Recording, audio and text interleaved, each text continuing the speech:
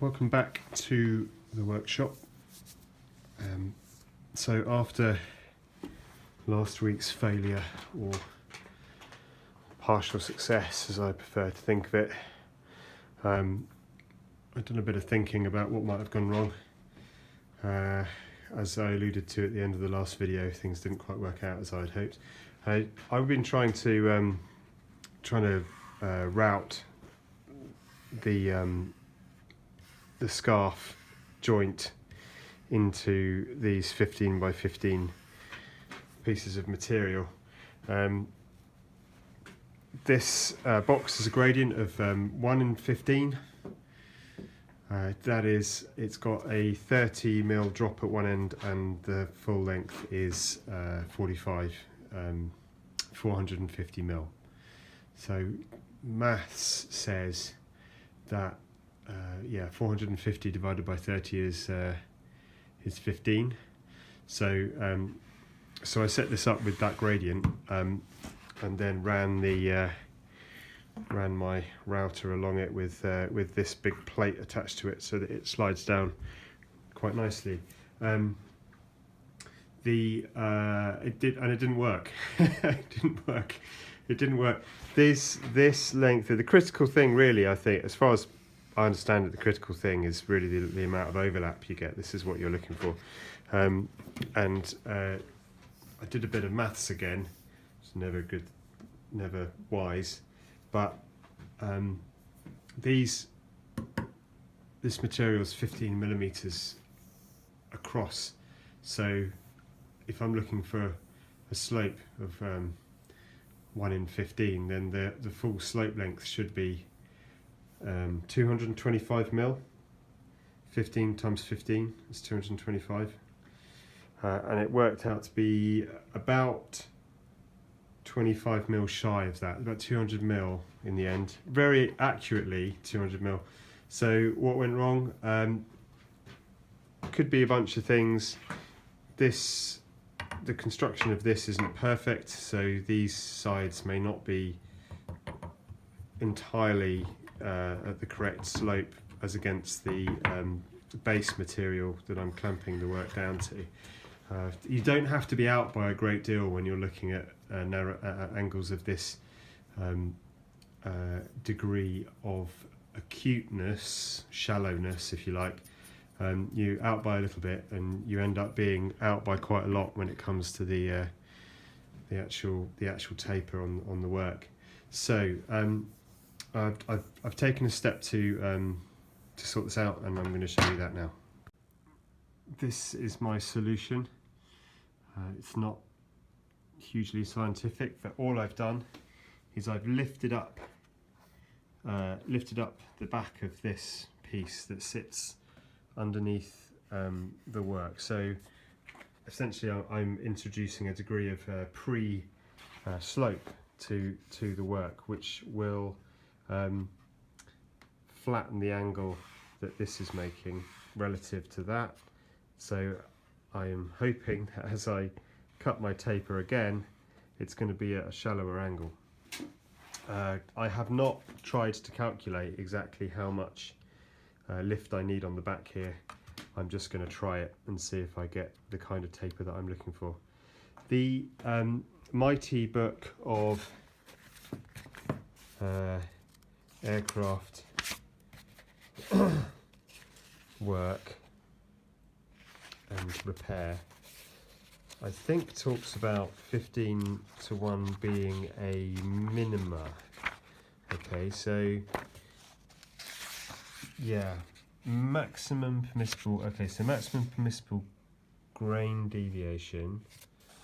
Okay, right, I probably shouldn't have done this on camera, but from memory, here we are. Yeah. So when it comes to a scarf joint like this, that, if that's A, which is the thickness, that's 15mm in our case, that should be 15A minimum. So as far as I'm concerned, as long as I'm lifting the back up far enough that I get more than 225mm between the feathered tip of that and the start of the untouched material, I'm happy. As long as I cut its partner piece on the same jig with the same settings, which is a good point. I need to make sure I've put new marks in there. But as long as everything's set up exactly the same, then this piece and the next piece that's supposed to meet with it should be at the same angle, and we should be happy. So let's do that. I'm going to try and do it on time lapse, so if that's something that you'd enjoy watching, you can see me doing this really fast. It will be slower and more tedious in real life, like much of real life.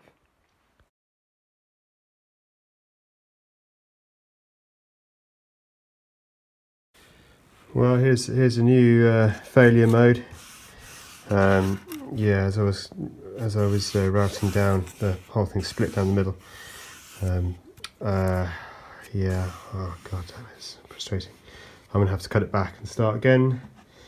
Unfortunately, I've got quite a lot of length to play with, so I think we should be all right. So yeah, so I'll cut it back, set it up again, start again.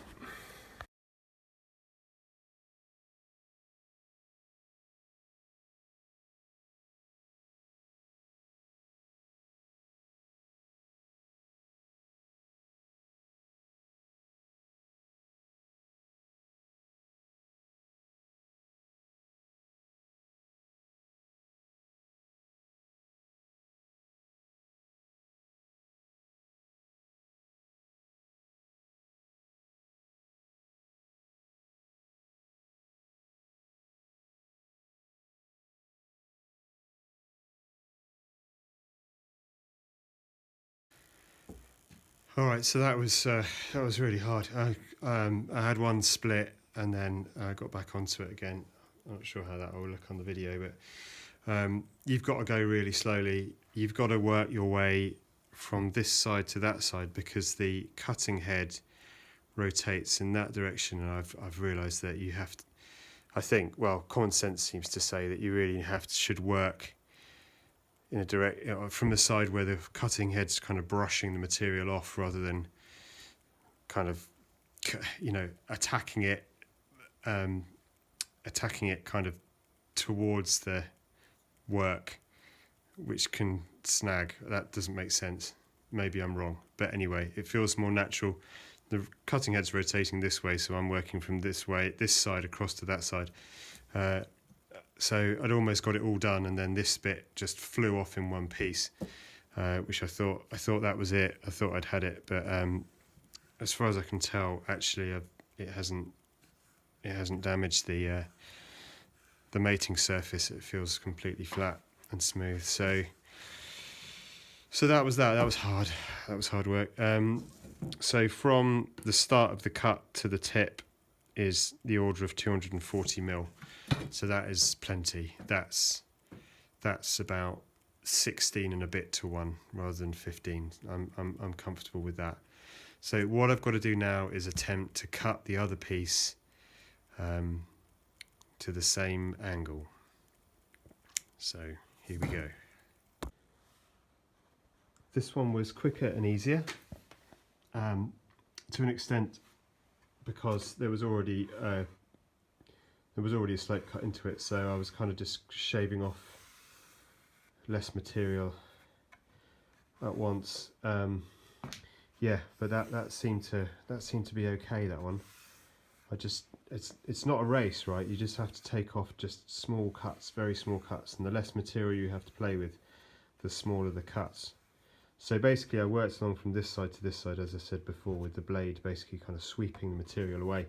And then when I got to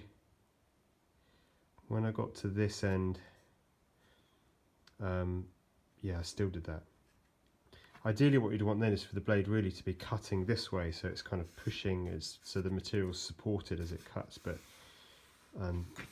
my router only goes around in one direction. Okay, so that's so then the sort of feathered length is again of around about the 240mm. So I think that should be a pretty good match with what I just did. and I've still got enough length in it, I think, to do its job, so that's a good thing. Right, onwards and upwards. Another one done. Not too bad again, not too bad. There's a little bit of just tear out on this side. I think I can tolerate that. I think that's good enough. That's sufficiently good for what I need. Just going to check the length of the overlap, and we are on 240 mil, which I'm comfortable with. That's the thing I really want to get right, is that length there. That's the thing that I think is the most important, and the fact that the mating surfaces are at the same angle so that they actually make good contact all the way along their length. I'm not willing to compromise on that. I think those little tears I can cope with. I'll just maybe smooth them out with a bit of sandpaper and just to tidy it up a little bit. Okay, right, one more, and I think I'm going to call it a night, because this is hard. This is hard work. Oh, another thing I have to do, because of the way this is set up, I have to put a little pre-cut on the end of the piece of material, because otherwise the my board kind of fouls the material rather than following this down, which is less than perfect. Probably, I think if I took a few cuts at it, it would sort itself out. But anyway, I just using a tenon saw, I'm just trimming off a bit from this end, and then the board can slide all the way down its guide comfortably. Right, okay, I'm gonna stop again, and I'll just get one more done, and then that's it. I think I'm going to call it a night, because I just I'm starting to get feel like I'm starting to get sloppy, and it's no good. Right, okay, this is the last one of the night. Went quite well, apart from it just split at the end there. So I think in theory, when this is all saturated with glue and all kind of working, the most important direction is direction along the grain, so that crack maybe shouldn't matter, but I don't feel like I'm in a position to make that judgment call, so I'm going to move the whole thing that way a bit and then do it again and finish the piece there. It should be easier to cut this time, because most of the material's gone, so it's just like shaving a couple of millimeters off. So yeah, I'll do that now. Okay, that's that. I'm happy with this. There's a tiny bit of the end of the crack evident. Am I happy with it?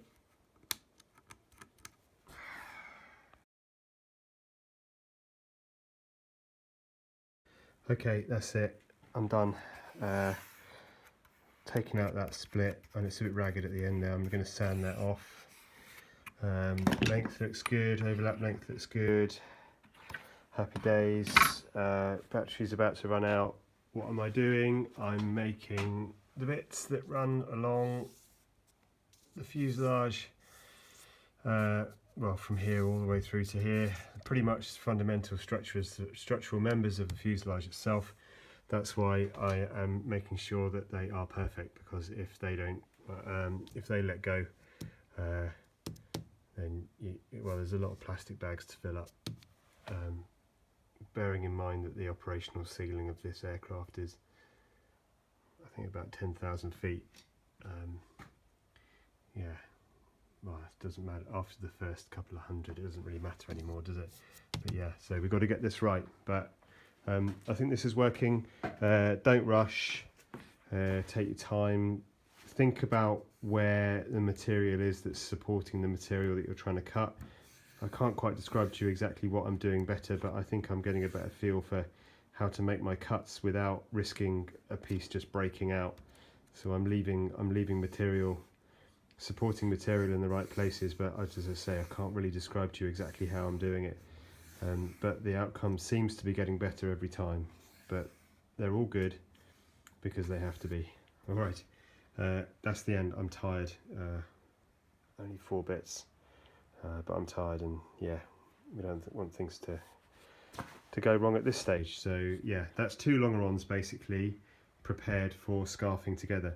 Hopefully the next video will be actually me mixing some glue for the first time on this project. or indeed any project involving building aeroplanes. So that's going to be quite exciting. That really, it's going to start to be real then when I start sticking things together. All right, thanks so much. See you in the next one. Bye.